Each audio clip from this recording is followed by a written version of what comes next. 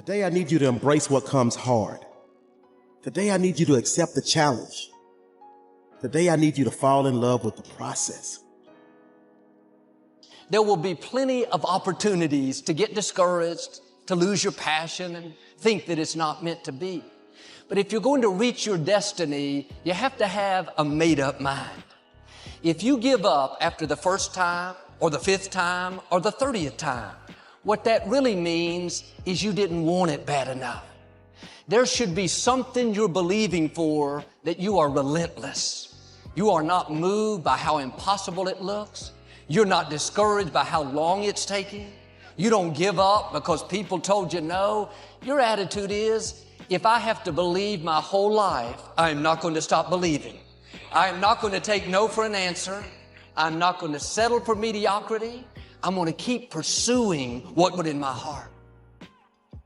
And ask ourselves, what do I really want? What do I really want? And write it down. Writing causes thinking. Thinking creates an image. And you get these images going, you're building a vision in your mind.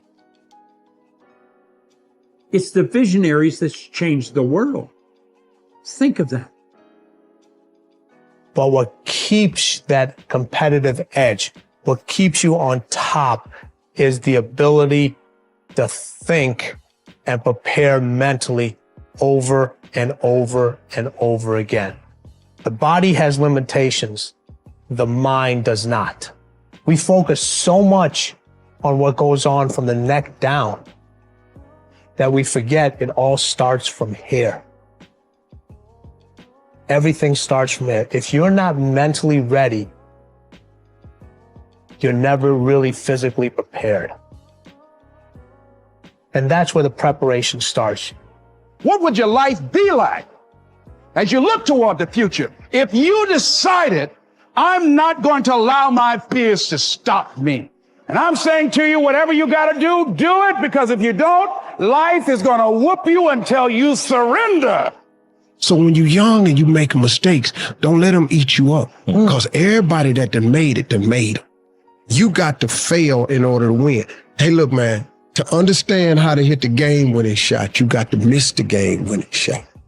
You know, you got to be tough because the road to success is always under construction.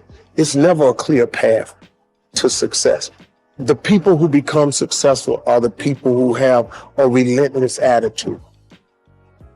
And you just got to hang in there through the bad breaks, because the bad breaks is coming, but they usually come right before the big break is about to happen.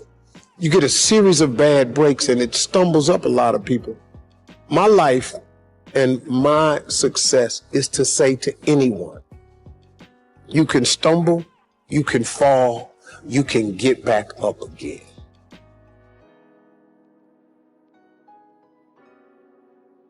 No matter what you face,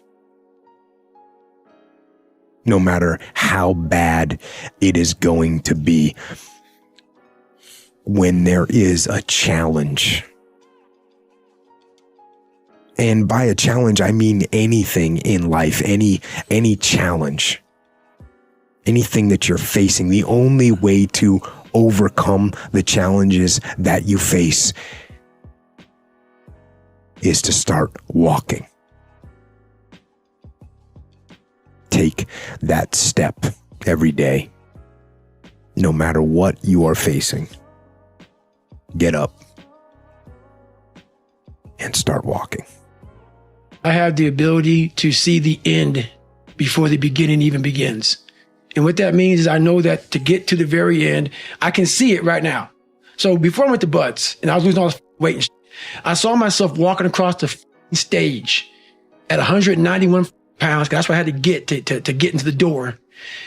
I saw myself 6 months, a year later, whatever it's going to take me to do it. I saw myself walking across that stage, getting that certificate of graduation from Butts. And I was able to be there at 300 pounds. And that feeling that I was nowhere near that feeling, I was able to put myself there 1,000,000 times every day. And that feeling of like, my God, that is going to feel amazing. That's what made me suffer. That's what allowed the pain to be real and say, this is worth it. I want to feel for this next 18 months. It took me 18 months to finally become a Navy SEAL, to finally, just get through butts. 18 months. It's 6 months. It took me 18. That's what woke me up every morning was I'm going to put myself through this much pain and suffering for a few seconds. That's all it is. A few seconds of joy. And it's so worth it, man. I said, people don't get it. So I'm able to put myself at the finish line, even though I have no finish line, but at the finish line of an event before I even start the to say, how are you going to feel at the end of this? Visualizing is my biggest tool of life. That's why I've been able to put myself in cold water, put myself in a 100-mile race millions of times before I've done it. And I'm able to go through the race and see how I'm going to feel at mile 50. Almost to the exact feeling. Right. So when it comes up, it's no surprise. It's no surprise. I've already done this a million times. I recommended the last time I was here, the little book, Richest Man in Babylon, and I said, I've lectured now to over 3 million people. Guess how many have actually gone and got this little book? Answer, very few. My best guess is 10%. Such an easy thing to do. This little book, number one, is easy to find. Number two, it's easy to buy. The most you can pay for it, $6, $7, $8. You can borrow that from your kids. But if it's easy to find and easy to buy, and if it's easy to read, why wouldn't everybody go get it? We don't know. I don't know. Nobody knows. Here's how profound it is. Some do and some don't. Now here's the numbers. About 10% do. We don't know the mystery of that. And I'm telling you, 10 years from now, those numbers will still be the same.